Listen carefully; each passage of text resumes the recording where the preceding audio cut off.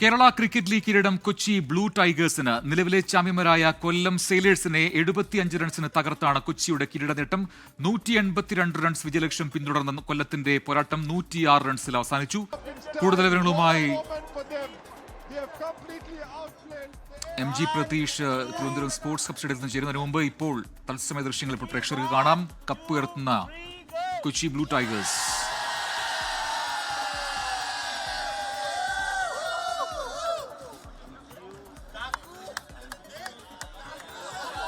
പ്രതീക്ഷ ഇപ്പോൾ അവിടെ കപ്പ് കൈമാറിയിരിക്കുന്നു. അതിന്റെ വിജയാഹ്ലാദമൊക്കെ ടീമംഗങ്ങൾ അവിടെ നടത്തുന്നതും കാണാം. എന്തായിരുന്നു, ഏത് രീതിയിലായിരുന്നു മത്സരം? ഒരു ആധികാരിക വിജയം ഫൈനലിൽ ബ്ലൂ ടൈഗേഴ്സിന് ഉണ്ടായി അല്ലേ?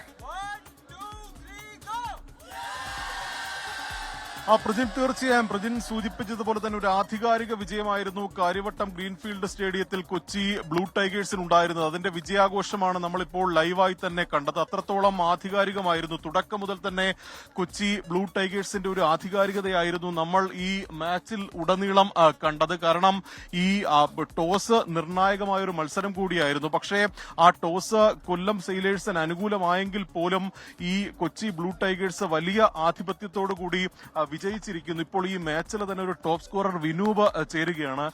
ആദ്യം തന്നെ അഭിനന്ദനം. എങ്ങനെയുണ്ടായിരുന്നു? ഒബ്വിയസ്ലി ഫൈനലിൽ അതിനായിട്ടുള്ളൊരു രസമല്ലേ, എല്ലാവരുടെയും മുമ്പ് വെച്ച് ഫ്രണ്ട്സ് ഫാമിലി ഇത്രയും ക്രൗഡിന്റെ ഫ്രണ്ട് വെച്ച് കളിക്കാൻ പറ്റിയൊരു എക്സ്പീരിയൻസ്. അത് ചെന്ന് എന്താണ് ആ മൊമെന്റ് ഞാൻ എൻജോയ് ചെയ്തു, അത്രേ ഉള്ളൂ. ഈ മാച്ചിലുടനീളം നിങ്ങളുടെ ഒരു ആധിപത്യമായിരുന്നു. അങ്ങനെ പറഞ്ഞോ എനിക്ക് മനസ്സിലായില്ല.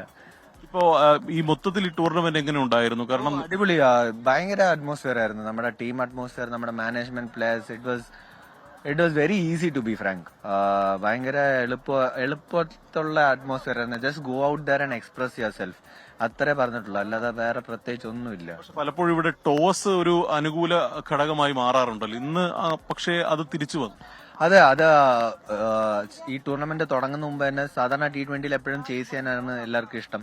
പക്ഷെ നമ്മുടെ മാനേജ്മെന്റ് പറഞ്ഞിരിക്കുകയാണ് എന്തായിക്കോട്ടെ നമ്മൾ അവിടെ ചെന്ന് കളിക്കുക, അതിനെ കുറിച്ച് അധികം വറീഡാണ്ട. ഒബ്വിയസ്ലി ചെറിയ അഡ്വാൻറ്റേജ് ഒക്കെ കിട്ടും, പക്ഷെ അത് തലേ കയറ്റണ്ട, അവിടെ ചെന്ന് നമ്മൾ നമ്മുടെ കളി കളിക്കുക.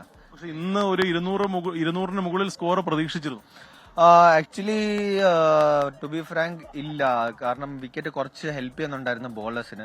എനിക്കൊരു നല്ല സ്റ്റാർട്ട് കിട്ടി. അപ്പം എത്രയും പെട്ടെന്ന് പവർ പ്ലേയിൽ എത്രയും നല്ല സ്കോർ കിട്ടിയാൽ പിന്നെ മിഡ് ഓവേഴ്സ് എന്തായാലും റൺസ് അങ്ങനെ വരാൻ അത്ര എളുപ്പമല്ല. അപ്പൊ ആ പവർ പ്ലേ അഡ്വാൻറ്റേജ് ഞാൻ എടുക്കാൻ നോക്കി. അത്രേ ഉള്ളൂ. Thank you. പ്രജിൻ, ഇന്നത്തെ മത്സരത്തിൽ 30 ബോളിൽ 70 റൺസ് നേടി ഈ മാച്ചിലെ തന്നെ നിർണായകമായ ഒരു സ്കോർ നേടിയ വിനൂപാണ് ഇപ്പോൾ പ്രതികരിച്ചത്. കാരണം ഈ തുടക്കത്തിൽ തന്നെ വാശിയേറിയ ഒരു മത്സരമായിരുന്നു. തുടക്കത്തിൽ വിനൂപ് ഉൾപ്പെടെയുള്ള താരങ്ങൾ ആഞ്ഞടിച്ചു വലിയ ഒരു സ്കോർ, 200 മുകളിൽ സ്കോർ പ്രതീക്ഷിച്ചെങ്കിൽ കൂടിയും അത് 180 അകത്ത് നിൽക്കേണ്ട ഒരു സാഹചര്യം ഉണ്ടായി. പക്ഷേ അപ്പോഴും ഈ തിരികെ മറുപടി ബാറ്റിംഗിൽ ഇറങ്ങിയ കൊല്ലം സെയിലേഴ്സ് ഒക്കെ തന്നെ ഒരു ഘട്ടത്തിൽ പോലും ഒരു മേൽക്കൈ നേടാൻ ആയില്ല. കാരണം തുടർച്ചയായി തന്നെ വിക്കറ്റുകൾ വീണുകൊണ്ടേയിരുന്നു.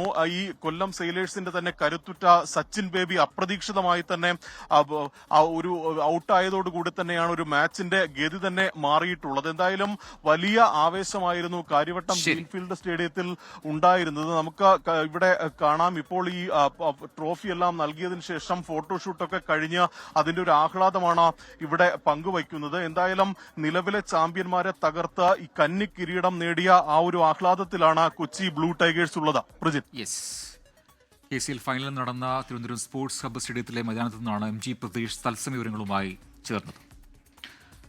ലോകത്തെവിടെയായാലും ഏത് സമയത്തും 24 വാർത്തകളും ഓഗ്മെന്റഡ് റിയാലിറ്റി പാക്കേജുകളും എക്സ്പ്ലെയിനറുകളും വിശദമായി കാണാൻ ഞങ്ങളുടെ യൂട്യൂബ് ചാനൽ നിങ്ങൾക്ക് സബ്സ്ക്രൈബ് ചെയ്യാം.